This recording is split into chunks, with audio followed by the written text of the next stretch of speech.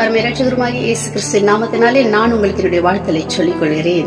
சுவாமி சிலுவையில அறையப்பட்டு மரித்து 3ஆம் நாள் உயிரோடு எழுந்ததுக்கு அப்புறம் சீஷர்களோட இயேசு கிறிஸ்து இல்ல. அவங்களோட நம்பிக்கையெல்லாம் அற்று போயிருந்துச்சு.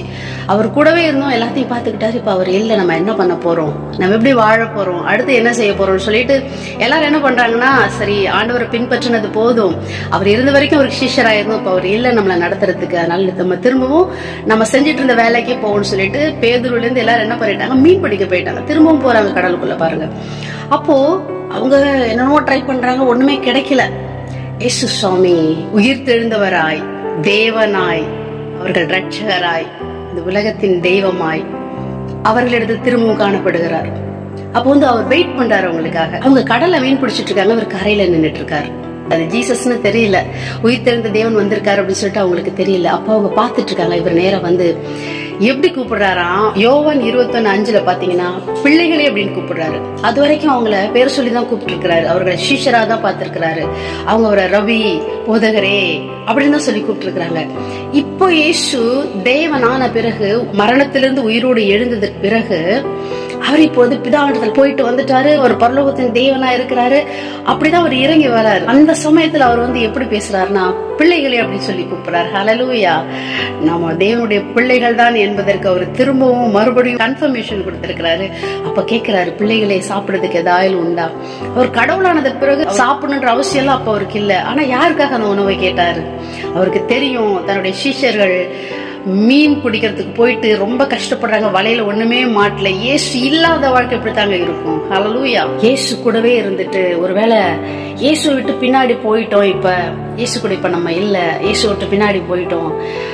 ஏன்னா அவர் கூட இருந்த வரைக்கும் நல்லா தான் பாத்துக்கிட்டாரு. திடீர்னு இயேசுவை காணும். அதனால அவர் காட்டின வழியை விட்டு நான் திரும்பி என் பழைய வாழ்க்கைக்கு போறேன். என்ன செஞ்சிட்டு இருந்தனோ, எதையெல்லாம் விட்டனோ அதையே திரும்பி செய்ய ஆரம்பிக்கிறேன். ஒருவேளை நம்ம செய்யற வேலையோ, தொழிலோ, பிசினஸோ, நம்ம போற பாதையோ, நான் சம்பாதிக்கிற வழியோ கர்த்தருக்கு பிரியமில்லாத கூட இருந்திருக்கலாம். ஆனா இயேசு இப்ப நான் ஃபீல் பண்ணல, அவர் என்னை விட்டு போன மாதிரி இருக்கு, அதனால நான் திரும்பி போறேன்னு சொல்லி சில பேர் போயிருக்கோம் இல்லையா? கர்த்தர் இன்னைக்கு உங்களோட பேசிட்டு இருக்கிறாரு. அவர் மறுபடியும் அவர்களை பார்க்க வந்திருக்கிறாரு. இயேசு கேட்கிறாரு, பிள்ளைகளை சாப்பிடறதுக்கு உங்கள்கிட்ட ஏதாவது உண்டான்னு? ஒண்ணு இல்ல அப்படின்னு சொல்றாங்க. அப்ப ஆண்டவர் சொல்றாரு, எல்லாத்த பக்கம் போய் வலைய போடுப்பா. யாருன்னு அவரை கேட்கல, அவர் சொன்னபடி உடனே கீழ்ப்படிஞ்சு. அப்படிதான் அங்க தேவனுடைய வார்த்தை வரும்போது கர்த்தர் பேசுறாரு அப்படின்னா அதுக்கு நீங்க மறுப்பே சொல்ல மாட்டீங்க. அந்த இடத்துல மனுஷனுக்கு மறுக்கிற மாதிரி அதை மறுக்கவே முடியாது. அந்த பிரச்சனை வந்துருச்சுன்னா நிச்சயமா அவருக்கு நம்ம கீழ்ப்படிவோம். ஆனா அந்த பிரச்சனத்தை உணர்ற இடத்துல நம்ம இருக்கணும். அவ்வளோ பிரயாசப்பட்டாங்க, கிடைக்கல. ஆனா அவர் சொல்லி அவங்க வலது பக்கம் வலைய போட்ட உடனே வலைகள் எல்லாம் கிழியத்தக்கதா மீன். கரைக்கு வந்தப்ப கரி நெருப்பு போடப்பட்டு இருப்பதையும் அதன் மேல் மீன் வைக்கப்பட்டு இருப்பதையும் அப்பத்தையும் கண்டார்களாம். ஆக்சுவலி அவங்க மீன் கிடைக்கலன்னு சொல்லி கர்த்தர் சொல்லி இப்பதான் வலைய போட்டு புடிச்சு இழுத்துட்டு வராங்க. அப்ப அவங்க வலைய கொண்டாந்து போடுறதுக்கு முன்னாடி, இந்த மீன் எடுக்கிறதுக்கு முன்னாடி ஏற்கனவே அப்பமும் மீன் உங்களுக்கு ரெடியா இருக்குது. ஹல்லேலூயா. ஏற்கனவே அப்பத்தையும் மீனை ரெடி பண்ணி வச்சிருக்கிறாரு. ஆனாலும் அவர் சொல்றாரு பாருங்க, நீங்க புடிச்சு இந்த மீன்ல கொஞ்சம் எடுத்துட்டு வாங்க அப்படின்னு சொல்றாரு. அவரு கேட்ட உடனே பேதுரு அப்பதான் போய் என்ன பண்றான்னா, 153 பெரிய மீன்கள். பெரிய மீன்கள்னா நம்ம சும்மா கடையில வாங்கி சமைக்கிற மீன்கள் இல்லைங்க. அதெல்லாம் அந்த மீன் பிடிக்கிறவங்க கடல்ல போய் பெரிய பெரிய ஃபிஷ், ஆள் 2 ஆள் உயரத்துக்குலாம் ஃபிஷ் இருக்கலாம். அந்த மாதிரி அவ்வளோ பெரிய மீன்கள், 153 பெரிய மீன்களை இழுக்கும் போது அவ்வளோ வெயிட்டான மீன், 153 மீன் எல்லாம் அந்த வலைக்குள்ள அடங்குமான்னு தெரியல. ஏன்னா கர்த்தர் ஆசீர்வதிச்சிருக்கிறாரு இல்லையா? அது பெருசா தானே இருக்கும் அந்த ஆசீர்வாதம். இழுத்தப்ப அந்த வலை கிழியவில்லை என்று சொல்லி போட்டிருக்கிறது. ஹல்லேலூயா. தேவனிடத்துல இருந்து வர்ற ஆசீர்வாதம் அது ஐஸ்வர்யமா இருக்கலாம், சொத்தா இருக்கலாம், சுகமா இருக்கலாம்.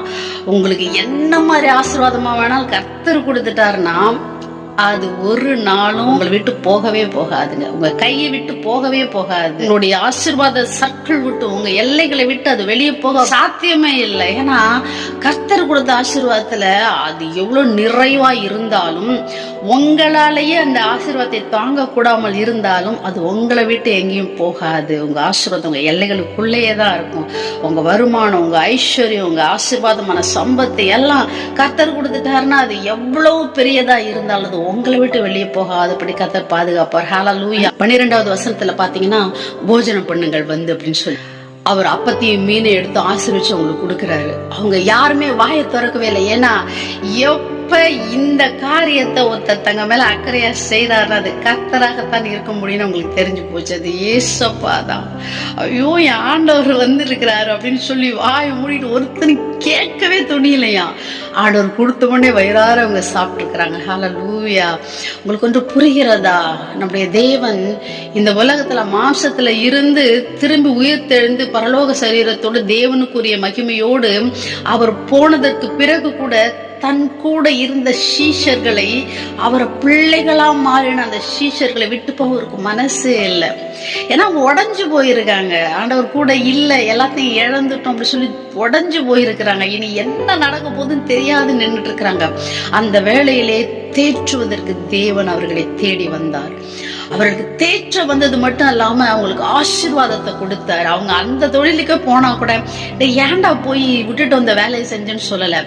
உனக்கு மீன் பிடிக்க தானே நீ போன, நீ தானே பொண்ணு, ஏன் பிள்ளையாச்சு, நான் உன் தேவனாச்சு, நான் எப்படி உன்னை ஆசீர்வதிக்காம இருப்பவா, அந்த படகையை நான் நிரப்புறேன் பாருன்னு சொல்லி அவங்க சீஷர்கள் வேலையை விட்டுட்டு மீன் பிடிக்க போனா கூட அதையும் அவர் நிரப்பி ஆசீர்வதித்தார். ஹல்லேலூயா. அதாங்க தேவனுடைய மனது.